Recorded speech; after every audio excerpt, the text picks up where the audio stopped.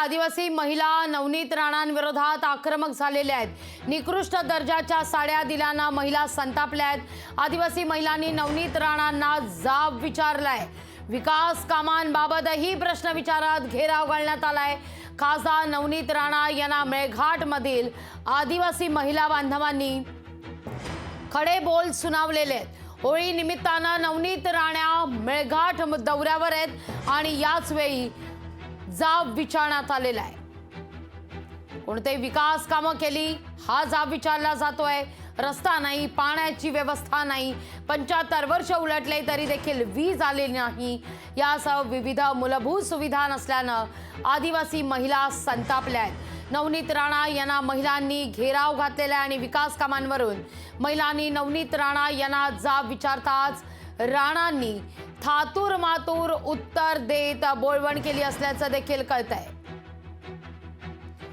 ही दृश्य आपण काही दिवसांपूर्वीची पाहतोय, जेव्हा नवनीत राणा यांच्याकडून साडी वाटप करण्यात आलेलं होतं। हे साडी वाटप अतिशय निकृष्ट दर्जाच्या साड्या दिल्या गेल्या असा आरोप यावेळी महिलांकडून करण्यात आलेला होता।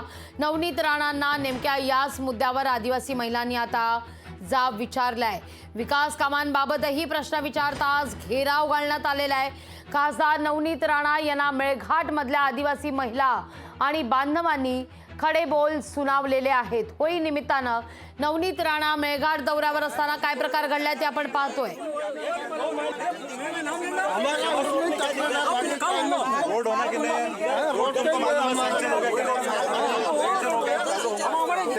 कितना खासदार आया तुम्हारे इधर 75 साल में पहली बात जो मैं मेळघाट की बेटी बोलती करके 6 रोड करके लेके आई मैं जाके नहीं चालू हुआ तो मुझे बोलना है। तो मैडम हम क्या बोल रहे हैं, दोबारा तुम्हारे गाँव में इतना बात करेंगे तो फिर कठिन काम है।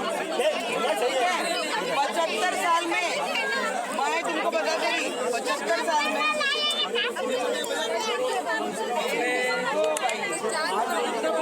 फायदा नहीं है। हमारा ये पहला खासदार हमारा विकास नहीं हुआ। देश कोई होता है, देश का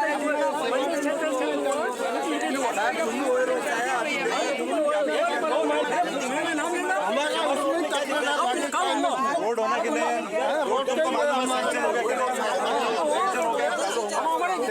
कितना खासदार आया तुम्हारे इधर 75 साल में पहली बात जो मैं मेळघाट की बेटी बोलती करके 6 रोड करके लेके आई मैं जाके नहीं चालू हुआ तो मुझे बोलना है। तो मैडम हम क्या बोल रहे हैं, दोबारा तुम्हारे गाँव में याच विषयी अधिक माहिती घेतोय आपले प्रतिनिधी सूरज दहाट यांच्याकडून। सूरज, नेमकं काय घडलं होतं तिकडे?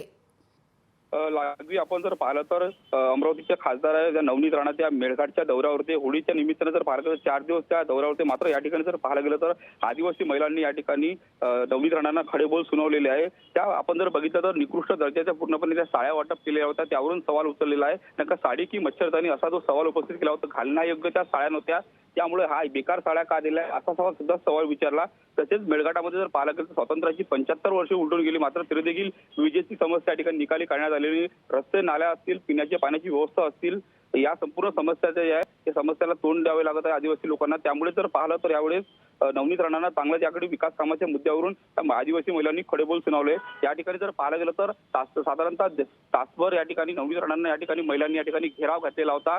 आपण जर पाहिलं तर स्वातंत्र्याची 75 वर्षे उलटून गेली, मात्र तरी देखील मेळघाटातील जे नागरिक आहे मूलभूत सुविधापासून वंचित आहे। आणि नवनीत राणा या ठिकाणी दावा केलेला आहे की मी अनेक गावात गेलो, आपल्याशी संवाद साधतो, मात्र संवाद साधता मात्र आपण फक्त बोलतात, काम काहीच करत नाही, असा जो थेट आरोप आहे जो महिलांनी नवनीत राणावर केलेला होता। या ठिकाणी जर पाहायला गेलं तर उत्तर देताना आहे नवनीत राणांची पूर्णपणे या ठिकाणी भंबेरी उडाली होती। एकूणच जर बघायला गेलं तर अमरावती लोकसभा निवडणुकीच्या अनुषंगाने नवनीत राणांना थेट महायुतीतूनच विरोध होत आहे। साधारणतः बच्चू कडू जर पाहायला गेलं तर बच्चू कडू देखील विरोधात आहे। तिकडले शिंदे गटाचे जे आहे नेते अडसोड पितापुत्र ते देखील लागले, स्थानिक भाजपचे लोक सुद्धा विरोधात, आता नागरिक सुद्धा नवनीत राणांच्या विरोधात जाऊ लागल्यामुळे नवनीत राणांचा जो लोकसभेचा प्रवास आहे पूर्णपणे खडतर या ठिकाणी दिसून येतो आहे।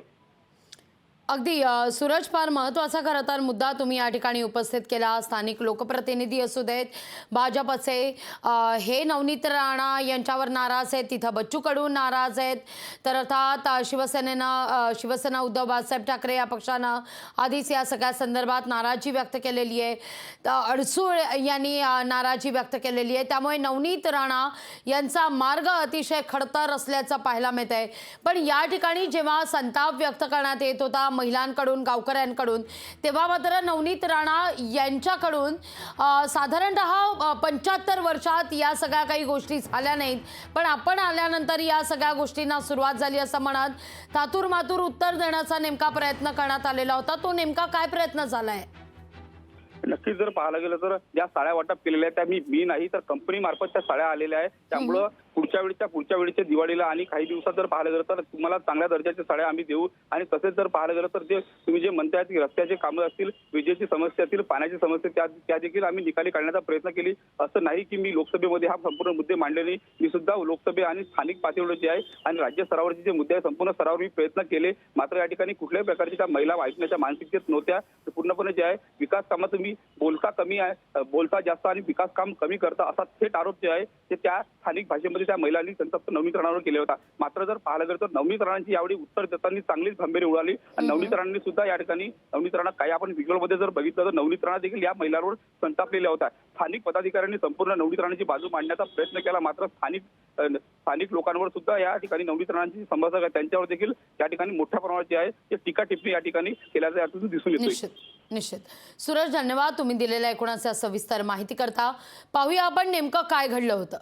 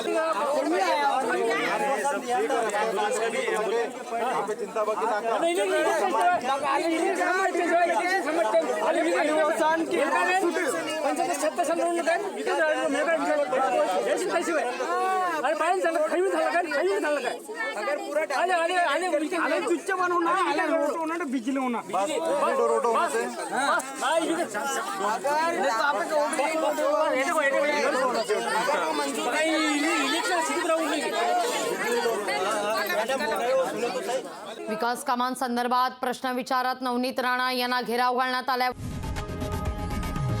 लोकशाही मराठी ऐका, पहा, जागरूक रहा.